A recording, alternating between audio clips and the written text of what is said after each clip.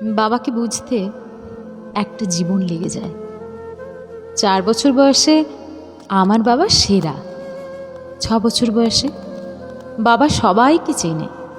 10 বছর বয়সে বাবা ভালো কিন্তু একটু কঠোর। 12 বছর বয়সে বাবা ছোটবেলায় অনেক ভালো ছিলেন। 14 বছর বয়সে বাবা কেমন জানি বদলে যাচ্ছেন। 16 বছর বয়সে বাবা কিছুই বোঝে না। 18 বছর বয়সে বাবা দিন দিন আরও কঠোর হচ্ছেন। 20 বছর বয়সে বাবার ব্যবহার সহ্য করা কঠিন। মা কিভাবে সহ্য করতেন? 25 বছর বয়সে বাবা সব কিছুতেই মতের বিরোধ করেন।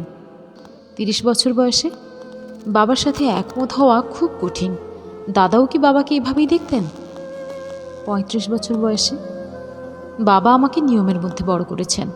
আমাকেও আমার সন্তানদের তাই শেখাতে হবে। 40 বছর বয়সে বাবা এত কষ্ট করে আমাদের বড় করেছেন, আমি বুঝতে পারছি। 45 বছর বয়সে আমার সন্তানদের সামলানো কঠিন। বাবা কত কষ্ট করেছেন আমাদের ঠিক পথে রাখতে। 50 বছর বয়সে বাবা সব কিছু দীর্ঘমেয়াদী পরিকল্পনা করতেন। তিনি ছিলেন দয়ালু এবং বিশেষ একজন মানুষ। সত্যিই আমার বাবা সেরা। এই পুরো চক্রটি শেষ হতে 50 বছর লেগেছে, কিন্তু শেষ পর্যন্ত আমরা আবার প্রথম জায়গায় ফিরে যাই। আমার বাবা সেরা।